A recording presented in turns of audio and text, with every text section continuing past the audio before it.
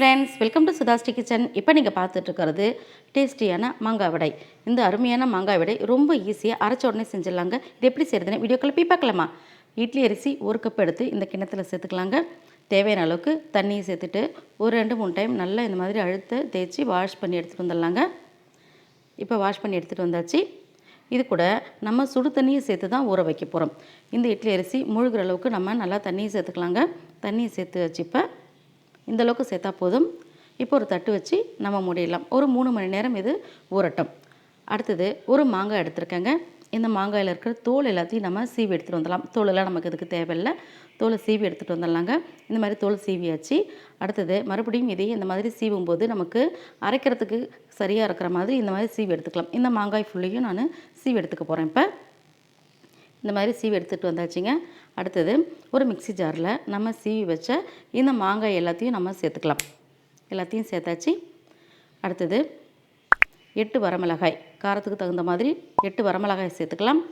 அடுத்தது நம்ம சுடு தண்ணியில் ஊற வச்ச இந்த அரிசியும் நல்லா தண்ணியெல்லாம் நல்லா வடிகட்டிடணும். தண்ணி கொஞ்சம் கூட இல்லாத மாதிரி பார்த்துக்கணும்.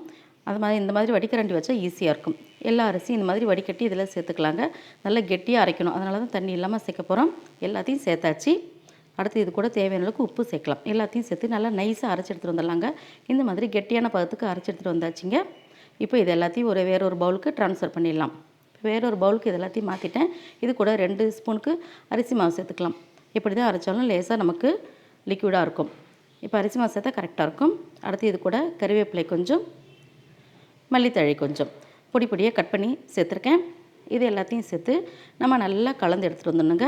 இந்த மாதிரி கலந்து எடுத்துகிட்டு வரும்போது நமக்கு வடை தட்டுறதுக்கு தகுந்த அளவுக்கு கரெக்டாக இருக்கும். உங்களால் முடிஞ்சால் நீங்கள் அரிசி மாவு சேர்க்காம கூட நீங்கள் அரைச்சிக்கலாம். இந்த மாதிரி நல்லா கெட்டியான பதத்துக்கு வரணும். அப்போ தான் நம்ம வடை தட்டுறதுக்கு ஈஸியாக இருக்கும். இல்லைன்னா எண்ணெய் குடிக்கும். அதனால் இந்த மாதிரி நல்லா கெட்டியான பதத்துக்கு நம்ம கலந்து ரெடியாக வச்சிடலாங்க. அடுத்தது ஒரு வாழை இலையோ அல்லது இந்த மாதிரி பிளாஸ்டிக் பேப்பரையோ லேசாக எண்ணெயை தடவி விட்டுட்டு கையிலையும் கொஞ்சம் எண்ணெய் அப்ளை பண்ணிவிட்டு நம்ம இந்த வடை மாவுல எல்லாத்தையும் இந்த மாதிரி உருட்டி எடுத்து இந்த மாதிரி தட்டி கொஞ்சம் மொத்தமான பதத்துக்கு தட்டும்போது தான் வடை ரொம்ப டேஸ்ட்டாக நல்லாயிருக்கும். பஃப்னு உப்பி வரும். இந்த மாதிரி தட்டி எடுத்து ரெடியாக வச்சாச்சுங்க.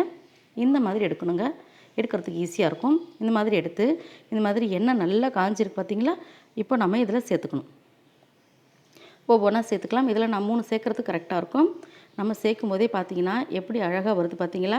வடை ரொம்ப சூப்பராக வரும். இந்த மாதிரி வரும் பாருங்கள். ரொம்ப அட்டகாசமாக இருக்கும் வடை டேஸ்ட்டு. நம்ம ஏற்கனவே மாங்காயை பயன்படுத்தி மேங்கோ கண்டி செஞ்சுருக்கோம். அதையும் நீங்கள் செக் பண்ணி பாருங்கள் சேனலில்.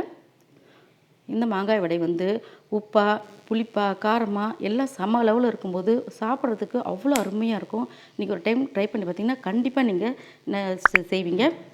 இப்போ எண்ணெயெல்லாம் வடிச்சிட்டு கலர் மாறினோடனே இப்படி இந்த மாதிரி தட்டில் சேர்த்துக்கலாம். இதே மாதிரி எல்லாத்தையும் பொரிச்சு எடுத்துகிட்டு வந்துடலாங்க.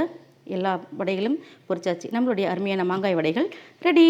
உங்களுக்கு இந்த மாங்காய் வடை பிடிச்சிருந்துச்சுன்னா SudhaSri கிச்சனுக்கு சப்ஸ்கிரைப் பண்ணுங்கள். ஃப்ரெண்ட்ஸ் அண்ட் ரிலேட்டிவ்க்கு ஷேர் பண்ணுங்கள், லைக் பண்ணுங்கள், கமெண்ட் பண்ணுங்கள். ஆரோக்கியமானதை சமைப்போம், ஆனந்தமாக இருப்போம். தேங்க்யூ.